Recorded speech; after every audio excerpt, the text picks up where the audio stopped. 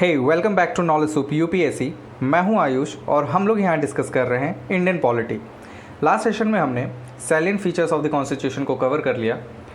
आज हम लोग स्टार्ट करेंगे preamble of our constitution. Alright, so अगर अभी तक आपने चैनल को सब्सक्राइब नहीं किया है तो पहले आप सब्सक्राइब कर लीजिए और बेल आइकॉन को भी प्रेस कर दीजिए। ऑलराइट, तो प्रीएम्बल क्या होता है? प्रीएम्बल हम कहते हैं इंट्रोडक्शन को या प्रीफेस को।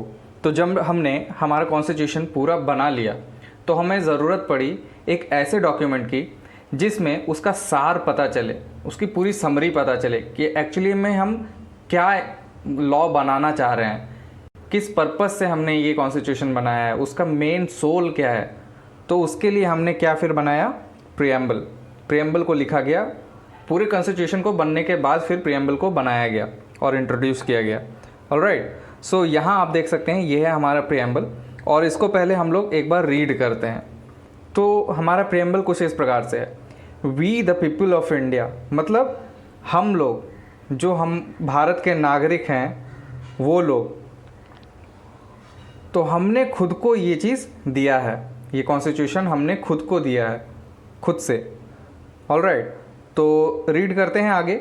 We the people of India having solemnly resolved to constitute India into a sovereign, socialist, secular, democratic republic, and to secure to all its citizens justice, social, economic, and political, liberty of thoughts, expression, belief, faith, and worship, equality of status and of opportunity, and to promote among them all fraternity, assuring the dignity of the individual and the unity and integrity of the nation.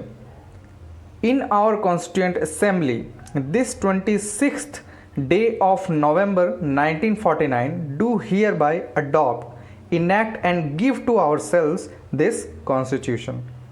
तो इसको हमने खुद को दिया on 26th day of November 1949। ये constitution को हमने लिखकर खुद अपने आप को दिया, हम लोगों को। ऑलराइट, इस पे किसी और कंट्री के, किसी भी और कंट्री के किसी लीडर का कोई भी रोल नहीं है।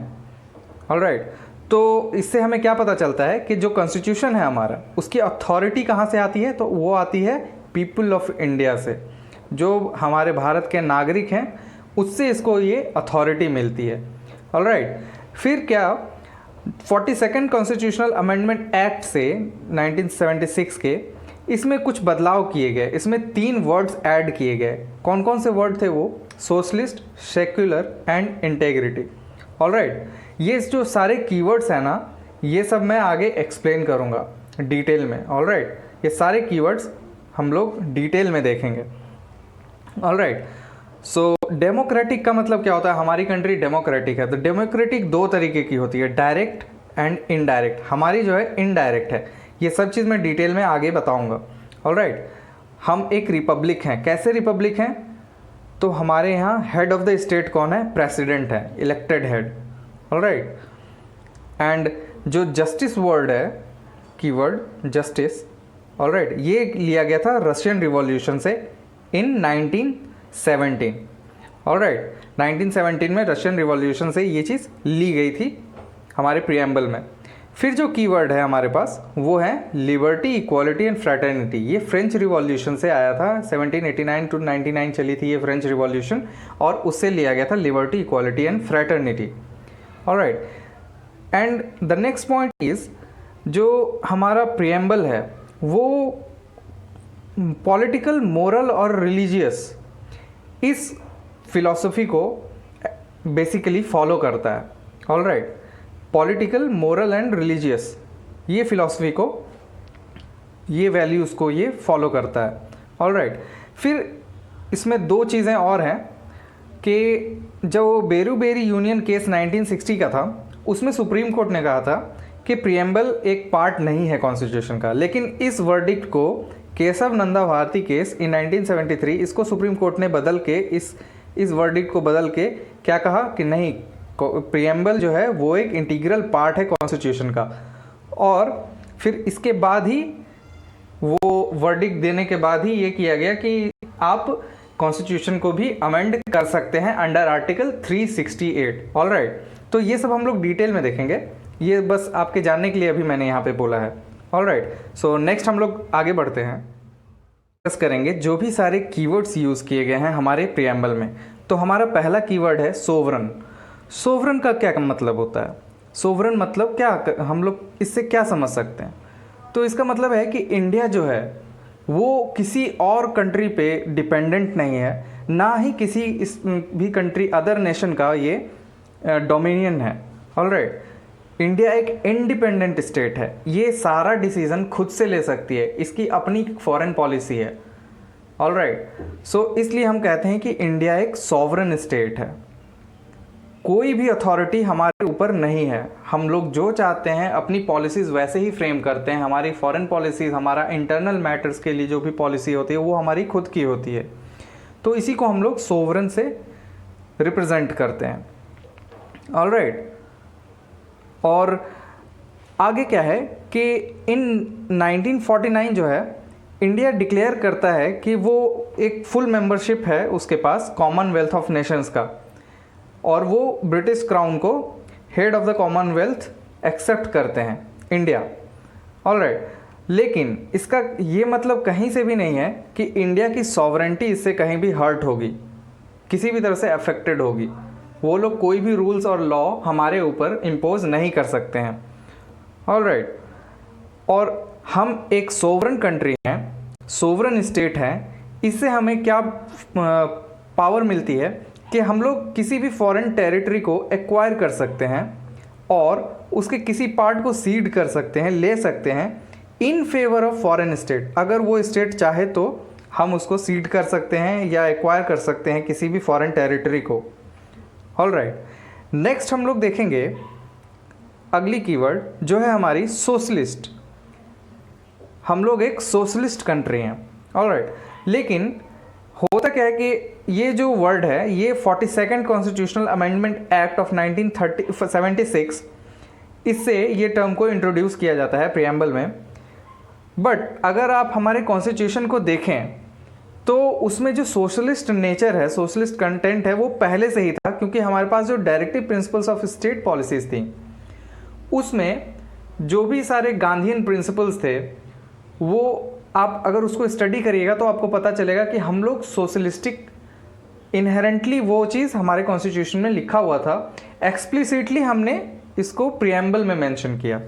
Alright, then Congress party itself adopted a resolution to establish a socialistic pattern of society in आवड़ी session as early as in 1955। 1955 में ही हमारे कांग्रेस पार्टी ने एक रिजोल्यूशन अडॉप्ट कर लिया था आवड़ी सेशन में कि हमारी जो सोसाइटी होगी वो किस पैटर्न पे होगी, सोशलिस्टिक पैटर्न ऑफ सोसाइटी होगी हमारी। ऑलराइट, और जो हमारा सोशलिज्म का जो फॉर्म है, जो इंडियन फॉर्म है, वो एक डेमोक्रेटिक सोशलिज्म है। एक डेमोक्रेटिक सोशलिज्म का मतलब क्या है कि हमारे यहाँ लोगों के बारे में सोचना है, लोगों की ये पावर दी गई है कि आप अपने से अपना रिप्रेजेंटेटिव चुनिए। ऑलराइट, और हमारे यहाँ जो डेमोक्रेटिक सोशलिज्म है इसका ये मतलब भी है कि हमारे यहाँ प्राइवेट प्रॉपर्टीज़ और गवर्नमेंट प्रॉपर्टीज़ दोनों साथ में काम कर सकती हैं। एक मिक्स्ड इकोनॉमी होगी, हमारी मिक्स्ड इकोनॉमी होगी। वेयर एज एक और तरह की सोशलिज्म होती है जिसको हम लोग कहते हैं communistic socialism. Alright, communistic socialism में क्या होता है कि सारी प्रॉपर्टी गवर्नमेंट के अंडर में होती है, कोई भी प्राइवेट प्लेयर नहीं होते हैं। ऑलराइट, सारे भी जितने भी प्रोडक्शन एंड डिस्ट्रीब्यूशन का काम होता है सब नेशनलाइज्ड कर दिया जाता है अंडर कम्युनिस्टिक सोशलिज्म। तो इंडिया की कौन सी है? डेमोक्रेटिक सोशलिज्म है। ऑलराइट, तो Indian socialism is a blend of Marxism and Gandhian principle. India की जो सोशलिज्म है वो एक, आप कह सकते हैं एक मिक्सचर है मार्क्सिज्म और गांधीयन प्रिंसिपल की, लेकिन हमारी जो सोशलिज्म है वो गांधीयन प्रिंसिपल की ओर ज़्यादा झुकी हुई है। मतलब ज़्यादातर हम लोग गांधीयन प्रिंसिपल को ही, गांधी जी के ही सारे टीचिंग्स को हम लोग फॉलो करने की कोशिश करते हैं। ऑलराइट, तो नेक्स्ट कीवर्ड है हमारा सेक्युलर, हम एक सेक्युलर कंट्री हैं, सेक्युलर स्टेट है इंडिया। तो ये वर्ड हमेशा से आप सुनते आ रहे हैं, ये हमेशा न्यूज़ में भी रहता है ये वर्ड, और बहुत सारे न्यूज़ आर्टिकल्स में भी रहता है, न्यूज़पेपर में भी आप पढ़ेंगे कि हम एक सेक्युलर कंट्री हैं। तो सेक्युलर का क्या मतलब होता है? सेक्युलर का मतलब है कि हमारे यहाँ हर धर्म के लोगों को आज़ादी है, अपने धर्म को किसी भी तरह से उसका प्रचार प्रसार कर सकते हैं, कोई भी रुकावट नहीं है, कोई धर्म किसी से ऊपर नहीं है, कोई धर्म किसी से नीचे नहीं है। यहाँ अगर आपके धर्म में 2 ही लोग हैं और किसी एक धर्म में 2000 लोग हैं, तो वो दोनों धर्म बराबर से ट्रीट किए जाएंगे, उनमें कोई भी भेदभाव नहीं किया जाएगा। ये होता है एक सेक्युलर स्टेट का मतलब। तो इस वर्ड को ऐड किया गया था 42nd constitutional amendment act of 1976। 42nd constitutional amendment act 1976 में ही इस वर्ड को ऐड किया गया था। और हमारे यहाँ जो प्रैक्टिस में है सेक्युलरिज्म, वो एक पॉजिटिव कंसेप्ट ऑफ सेक्युलरिज्म है। ऑलराइट, देन हमारे पास क्या है next keyword? Democratic. We are a democratic state, we are a democratic country. तो डेमोक्रेसी का मतलब क्या है? डेमोक्रेसी का मतलब, जैसे कि आपको मैंने पहले ही बताया कि हम लोग एक सॉवरेन स्टेट हैं। तो बीइंग अ सॉवरेन स्टेट, हमने हमारे नागरिकों को सुप्रीम पावर दे रखा है। हमारे पास सुप्रीम पावर है, जो पावर कभी किसी राजाओं के पास हुआ करती थी, अब वो सारी जनता में बांट दी गई है। और वो क्या अधिकार है? वोटिंग का अधिकार, वो सुप्रीम पावर। तो डेमोक्रेटिक जो होते हैं कंट्री, वहाँ पे 2 तरह की डेमोक्रेसी होती है, डायरेक्ट और इनडायरेक्ट। डायरेक्ट डेमोक्रेसी क्या होती है? जहाँ पे कि पीपल एक्सरसाइज करते हैं सुप्रीम पावर का डायरेक्टली, जैसे कि स्विट्ज़रलैंड में। ठीक है, तो डिफरेंट तरीके से वो लोग इस पावर को यूज़ करते हैं। डायरेक्ट तरीके से मतलब जो पीपल होंगे, कोई रिप्रेजेंटेटिव नहीं, पीपल एज अ होल वो कलेक्टिवली कोई भी लॉ फॉर्म करेंगे। तो उसके लिए वो लोग 4 डिवाइसेस यूज़ करते हैं, 4 तरीके से। पहला है रेफरेंडम, इनिशिएटिव, रिकॉल, प्लेबिसाइट। तो इनमें से कुछ वर्ड्स आपको बहुत फेमिलियर होंगे, लाइक रेफरेंडम। रेफरेंडम, अभी आपने न्यूज़ में सुना होगा कि ब्रेक्सिट का मामला बहुत चला। ब्रेक्सिट, ब्रिटेन का एग्जिट फ्रॉम यूरोपियन यूनियन। तो ब्रेक्सिट करने के लिए वहाँ पे रेफरेंडम कराया गया। रेफरेंडम क्या होता है कि वो एक पब्लिक डोमेन में रख दिया गया कि आप क्या चाहते हैं, आप एग्जिट होना चाहते हैं या नहीं होना चाहते हैं। फिर वहाँ के लोगों ने उस पर वोटिंग की। तो वोटिंग से पता चलेगा कि कितने लोग चाहते हैं कि हम यूरोपियन यूनियन का पार्ट रहें और कितने लोग चाहते हैं कि हम इसका पार्ट नहीं रहें। तो उस बेसिस पे डिसाइड होगा कि आगे क्या पॉलिसी बनानी है, आगे क्या लॉ बनाना है। ऑलराइट, इनिशिएटिव का क्या मतलब है कि वहाँ के लोग खुद से किसी लॉ को बनाने की इनिशिएटिव ले लें। अगर किसी लॉ से उनको प्रॉब्लम हो रही है तो वो इनिशिएटिव, कोई वहाँ का एक नागरिक इनिशिएटिव ले सकता है कि ये लॉ हमें नहीं चाहिए, इसको आप ख़त्म करिए, या इसके जगह पे हमें कोई और लॉ चाहिए और वो कुछ इस प्रकार से हैं, वो अपने उसको फ्रेम करके दे सकता है। ऑलराइट, रिकॉल का मतलब किसी पुराने चीज़ को आप, पुराने लॉ को आप रिकॉल करिए, जो कि अभी एज ऑफ नाउ एग्जिस्टेंस में नहीं है, पहले कभी थी, उसको ख़त्म कर दिया गया था, लेकिन उसके ख़त्म होने के बाद भी वो प्रॉब्लम आ जाती है। अगर बहुत सारी प्रॉब्लम आ रही है उस लॉ के ख़त्म होने के बाद भी, तो उस लॉ को आप रिकॉल कर सकते हैं। ऑलराइट, एंड प्लेबिसाइट, प्लेबिसाइट भी कुछ रेफरेंडम टाइप का ही है, लेकिन जब ये ज़्यादातर उस केस में यूज़ होती है कि अगर कोई कंट्री चाहती है किसी और कंट्री के साथ मिलना, या कोई स्टेट चाहता है किसी कंट्री में मिलना, तो वहाँ अपने लोगों में वो प्लेबिसाइट कराती हैं।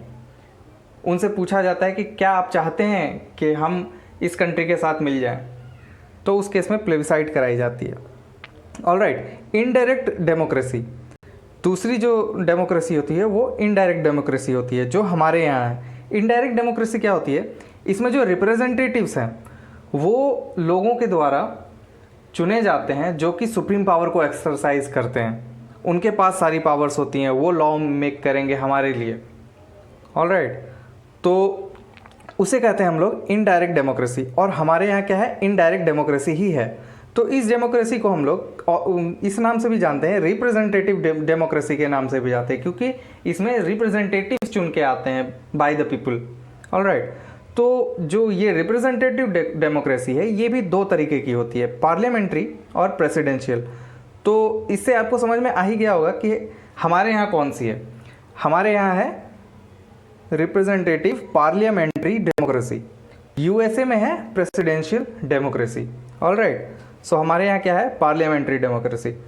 अब इसके अंडर क्या है, अगर हम पार्लियामेंट्री डेमोक्रेसी है हमारे यहाँ, तो हमारे यहाँ जो भी पॉलिसीज़ और एक्शंस लिए जाएंगे, जो भी लॉ बनाई जाएंगी, तो जो एग्जीक्यूटिव होंगे, जो इस लॉ को बना रहे हैं या इस पॉलिसी को बना रहे हैं, वो टोटली रिस्पॉन्सिबल होंगे किसको, लेजिस्लेचर को। जितने भी रिप्रेजेंटेटिव चुन के गए हैं उनको रिस्पॉन्सिबल होंगे एग्जीक्यूटिव जो पॉलिसी फ्रेम कर रहे हैं। ऑलराइट, और डेमोक्रेटिक कैरेक्टर जो है हमारे इंडियन पॉलिटी का, इसके कुछ मैनिफेस्टेशंस थे कि कैसा होगा हमारा डेमोक्रेटिक कंट्री। तो उसके अंदर हमें कौन कौन से पॉइंट्स हैं कि हमारे पास यूनिवर्सल एडल्ट फ्रेंचाइज है, वोट देने का अधिकार, पीरियोडिक इलेक्शंस होंगे हमारे कंट्री में, रूल ऑफ लॉ को हम लोग फॉलो करेंगे, लॉ के ऊपर कोई नहीं है, और हमारे यहाँ जुडिशरी इंडिपेंडेंट होगी, कोई भी डिस्क्रिमिनेशन नहीं होगा किसी भी ग्राउंड पे। ये सब चीज़ सोच के हमारी इंडियन पॉलिटी का, डेमोक्रेसी का नींव है ये सब। ऑलराइट, तो the term democratic has a broader meaning. हमारे जो डेमोक्रेटिक कंट्री है, हमारी डेमोक्रेटिक कंट्री है, इसका एक ब्रॉडर मीनिंग है। हम लोग सिर्फ पॉलिटिकल डेमोक्रेसी की बात नहीं करते हैं, हम लोग सोशल एंड इकोनॉमिक डेमोक्रेसी की भी बात करते हैं। हमारे सोसाइटी में भी जितने भी लोग हैं सब एक समान हैं, उनके पास सारी पावर्स इक्वल डिस्ट्रीब्यूटेड है। ऐसा नहीं कि कोई किसी से बड़ा है, कोई किसी से छोटा है। और इकोनॉमिक डेमोक्रेसी भी है हमारे यहाँ, इसकी भी ज़रूरत है, इसको भी हम लोगों को फॉलो करना है। इकोनॉमिक डेमोक्रेसी क्या है कि अगर किसी के पास कम पैसे हैं तो ऐसा नहीं है कि उसको जस्टिस नहीं मिलेगी किसी भी फॉर्म में, और किसी के पास बहुत पैसे हैं तो उसको जस्टिस आराम से मिल गई, या वो किसी भी चीज़ को मैनिपुलेट कर दे, ऐसा नहीं है। तो इकोनॉमिक डेमोक्रेसी भी हमारे यहाँ है। हमारा रिपब्लिक, हम लोग एक रिपब्लिक कंट्री हैं, India is a republic country. Alright, so एक डेमोक्रेटिक पॉलिटी के भी दो कैटेगरीज होती हैं। कौन कौन सी, मोनार्की और रिपब्लिक। मोनार्की क्या होता है, मोनार्की में जो हेड ऑफ द स्टेट होते हैं वो कोई राजा होगा या कोई रानी होगी, अ किंग और अ क्वीन। वेयर एज, और वो लोग जो हैं एक हेरिडिटरी पोजीशन को होल्ड करते हैं, मतलब राजा होगा, फिर उसका बेटा या बेटी हुई तो वो फिर उस पोजीशन को हेड ऑफ द स्टेट होंगे। Alright, whereas in republic, republic अगर कोई कंट्री है जैसे इंडिया, तो वहाँ हेड ऑफ द स्टेट होंगे जो इलेक्ट होके आएंगे, उनको चुन के भेजा जाएगा वहाँ पे, डायरेक्टली और इनडायरेक्टली उनको चुन के भेजा जाएगा, डायरेक्टली चुन के भेजा जाएगा या इनडायरेक्टली चुन के भेजा जाएगा फॉर अ फिक्स्ड पीरियड, एक फिक्स्ड टाइम के लिए, फिक्स्ड समय के लिए उनको चुन के भेजा जाएगा। लाइक हमारे यहाँ जो प्रेसिडेंट होते हैं वो 5 साल के लिए चुन के जाते हैं। ऑलराइट, तो इंडिया के पास an elected head of state हैं जिनको हम प्रेसिडेंट बोलते हैं। तो India being a republic country, हमारे यहाँ president head of the state हैं। रिपब्लिक का कुछ और भी मीनिंग होता है, दो और मीनिंग होते हैं। पहला कि यहाँ जो लोग हैं उनमें पॉलिटिकल सॉवरेंटी दी गई है कि वो लोग खुद से अपने रिप्रेजेंटेटिव को चुन के भेजेंगे, ना कि कोई एक इंडिविजुअल किंग है यहाँ पे। ऑलराइट, सेकंड क्या कहता है रिपब्लिक होने का मतलब कि यहाँ भी कोई भी क्लास प्रिविलेज नहीं होगी, कोई भी कास्ट बड़ा छोटा ऐसा नहीं होगा। किसी क्लास ऑफ पीपल को ये नहीं कहेंगे कि ये ज़्यादा सुपीरियर हैं और कोई क्लास ऑफ पीपल हैं जो कि बहुत इन्फीरियर हैं, वो उनसे नीचे हैं, ऐसा नहीं है। यहाँ जो गवर्नमेंट ऑफिसेज होंगी, जो पब्लिक ऑफिसेज होंगी, वो हर सिटीजन के लिए खुली रहेंगी, कोई भी डिस्क्रिमिनेशन इसमें नहीं की जाएगी। ये है रिपब्लिक का मतलब। नेक्स्ट हमारे पास कीवर्ड है जस्टिस। जस्टिस मीन्स न्याय। तो ये टर्म जो है इसके 3 और डिस्टिंक्ट फॉर्म हैं जिसमें न्याय की बात की गई है। तो हमारे देश में न्याय का मतलब सिर्फ ऐसा नहीं है कि उसको एक ही डायमेंशन से देखा जाए, उसके 3 डायमेंशंस हैं। और वो कौन कौन से हैं? Social, economic and political. ये तीनों तरह की जस्टिस की बात की गई है हमारे कॉन्स्टिट्यूशन में। सोशल जस्टिस डिनोट करता है कि यहाँ पे हर एक सिटीजन को इक्वल ट्रीटमेंट दी जाएगी, किसी को सोशल डिस्टिंक्शन नहीं किया जाएगा उनके कास्ट के बेसिस पे, कलर, रेस, रिलीजन, सेक्स, इन सभी बेसिस पे उनको कभी डिस्क्रिमिनेट नहीं किया जाएगा। वो लोग सबको इक्वल ट्रीटमेंट की जाएगी। सोशल जस्टिस का ये मतलब है। इकोनॉमिक जस्टिस का मतलब है हमारे देश में कि किसी भी पीपल को, किसी भी लोगों को उनके इकोनॉमिक कंडीशन पे, इकोनॉमिक फैक्टर पे डिस्क्रिमिनेट नहीं किया जाएगा। लाइक मैंने पहले भी बताया था कि अगर उनके पास पैसे नहीं हैं तो भी वो उतने ही अधिकारी हैं किसी भी जस्टिस के लिए जितना कि एक अमीर आदमी जिसके पास बहुत पैसे हैं। ऑलराइट, तो जो सोशल जस्टिस है और जो इकोनॉमिक जस्टिस है, इन दोनों को कंबाइन करके हम लोग कहते हैं डिस्ट्रीब्यूटिव जस्टिस। ऑलराइट, नेक्स्ट है हमारे पास पॉलिटिकल जस्टिस। पॉलिटिकल जस्टिस का मतलब है कि हर एक सिटीजन के पास इक्वल पॉलिटिकल राइट्स दी गई हैं। सब कोई के पास समान अधिकार है मतदान का, वोट करने का, और सबके पास जितने भी पब्लिक ऑफिसेज हैं उनमें जाने का, पॉलिटिकल ऑफिसेज हैं उनमें जाने का भी समान अधिकार है। वो लोग बिल्कुल खड़े हो सकते हैं इलेक्शन में, स्टैंड हो सकते हैं और इलेक्शन को फाइट कर सकते हैं।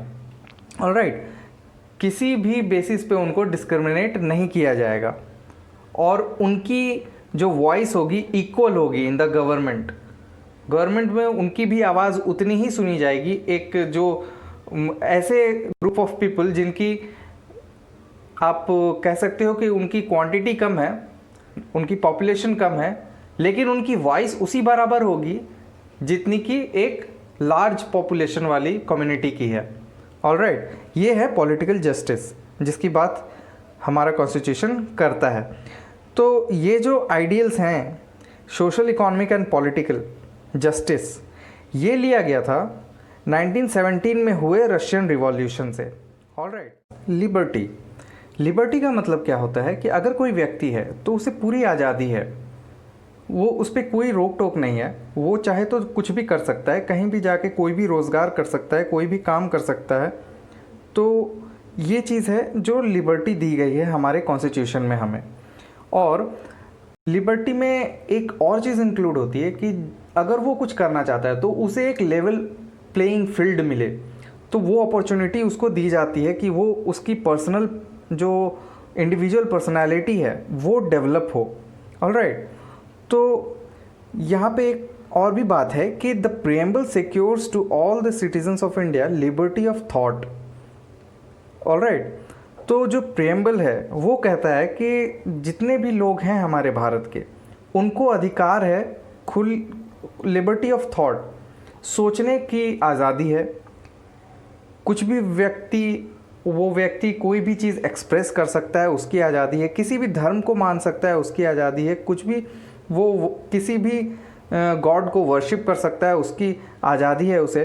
और ये सब हमें दिया जाता है हमारे फंडामेंटल राइट्स के द्वारा हमें, जो कि अगर हमसे छीन लिया जाए इन द नॉर्मल सर्कमस्टांसेस तो हम उसके इम्पोजिशन के लिए कोर्ट भी जा सकते हैं कि ये अधिकार हमसे छीन लिया गया है, ये हमें वापस दी जाए।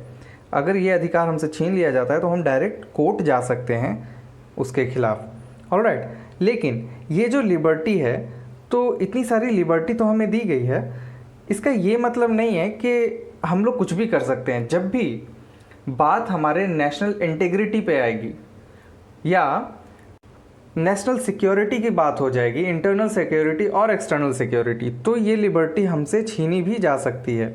इसलिए कहा जाता है कि ये जो लिबर्टी दी गई है इट इज़ नॉट एब्सोल्यूट, ये एब्सोल्यूट नहीं है, बट क्वालिफाइड है।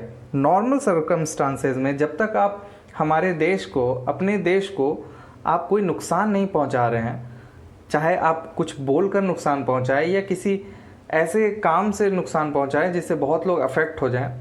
तो अगर इस तरह से अगर आप किसी भी वर्क में इन्वॉल्व नहीं है तब तक आपको हर चीज़ की लिबर्टी है।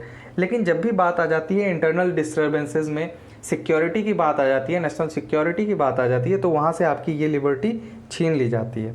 ऑलराइट, तो ये जो आइडियल्स हैं लिबर्टी, इक्वलिटी एंड फ्रेटर्निटी की, ये जो 1789 टू 99 चला था हमारा फ्रेंच रिवॉल्यूशन, उससे लिया गया है ये आइडियल्स। ऑलराइट, नेक्स्ट कीवर्ड है हमारा इक्वालिटी। इक्वालिटी का मतलब तो आप जानते हैं समानता। समानता, हर चीज़ में समानता होनी चाहिए, चाहे वो सोशली हो, पॉलिटिकली हो या इकोनॉमिकली हो। ऑलराइट, तो सोशली हम लोग इक्वल कब होंगे? जब हमारे यहाँ कोई भी कास्ट सिस्टम नहीं होगा।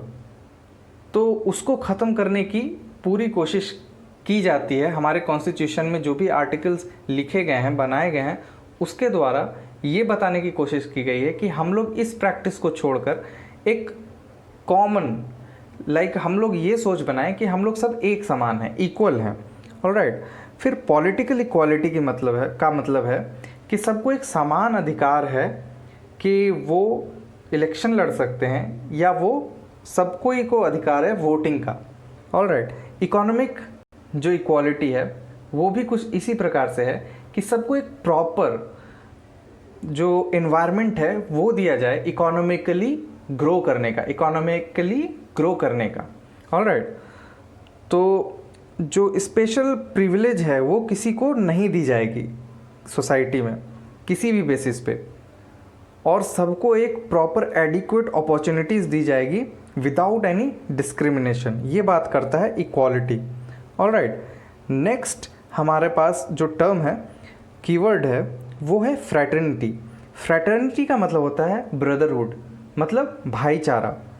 तो हमारा कॉन्स्टिट्यूशन भाईचारा, हमारे देश में हमेशा भाईचारा बना रहे, इसकी बात करता है। हम लोग सब मिलजुल कर रहे हैं, एक साथ रहें, इसकी बात करता है। फीलिंग ऑफ फ्रैटर्निटी जो है ये कहाँ से आती है? तो जो हमारे पास जो सिंगल सिटीजनशिप दी गई है हमें, कि हम लोग के पास सिर्फ एक सिंगल सिटीजनशिप है, हम लोग इंडिया के नागरिक हैं, ना कि किसी एक पर्टिकुलर स्टेट के। हम लोग किसी गुजरात के नहीं, हम लोग महाराष्ट्र स्टेट के सिटीजनशिप नहीं लेकर रखे हैं, हम लोग इंडिया के नागरिक हैं। तो हम लोग कहीं भी जा सकते हैं, किसी भी स्टेट में जाके काम कर सकते हैं, वहाँ जाके रह सकते हैं, और इससे क्या होता है, एक भाईचारा की भावना होती है। ये चीज़ को दर्शाने का कोशिश किया गया है। ऑलराइट, तो और हमारे पास जो आर्टिकल 15A में जो फंडामेंटल ड्यूटीज़ हैं, उसमें से एक ड्यूटी कहती है हमारी कि it shall be the duty of every citizen of India to promote harmony and spirit of common brotherhood among all the people of India, transcending religious, linguistic, regional and sectional diversities. तो ये fundamental duty क्या कहती है कि हर एक citizen जो हैं भारत के, उनकी ये रिस्पॉन्सिबिलिटी है कि वो अपने समाज में भाईचारा बढ़ाएं, और किसी भी जो भी रिलीजियस गैदरिंग होती है उसमें भी कभी ऐसी कोई भी स्थिति न पनपने दे जिसके कारण से इस भाईचारे के माहौल को बिगड़ जाए। कोई भी कम्युनल राइट्स नहीं होनी चाहिए, कुछ भी नहीं होना चाहिए, कोई रीजनलिज्म नहीं होना चाहिए कि मैं इस एरिया से हूँ, आप इस एरिया से हो, हम सुपीरियर आप इन्फीरियर, ऐसी कोई भावना नहीं होनी चाहिए। ये सब चीज़ें हमें फंडामेंटल ड्यूटीज़ में दी गई है कि ये सभी नागरिकों की ये ड्यूटी है, कर्तव्य है सभी नागरिकों का। Alright, then preamble declares that fraternity has to assure two things. Preamble declare करता है कि फ्रेटर्निटी जो है वो एश्योर करता है दो चीज़ें। एक कि किसी भी व्यक्ति की एक पर्सनल डिग्निटी होती है, वो चीज़ एश्योर करता है, और दूसरा हमारे नेशन की यूनिटी और इंटीग्रिटी को ये एश्योर करता है। Alright, so integrity and unity and integrity of the nation embraces both. ये दो चीज़ों को मिलाता है। कौन कौन सी दो चीज़ें? Psychological and territorial dimension of national integration. हमारे नेशन के साइकोलॉजिकल एंड टेरिटोरियल डायमेंशन को, ये दोनों को मिला करके चलता है ये यूनिटी और इंटीग्रिटी की जो बात की गई है हमारे नेशन में। ऑलराइट, सो फॉर नाउ हम लोगों ने अपना प्रीएम्बल के पूरे कीवर्ड्स को डिस्कस कर लिया है। नेक्स्ट हम लोग स्टार्ट करेंगे यूनियन एंड इट्स टेरिटरीज, और हम लोग आर्टिकल 1 से शुरू करेंगे और सारे आर्टिकल्स को वन बाय वन हम लोग डिस्कस करेंगे। Please subscribe the channel. Thank you very much.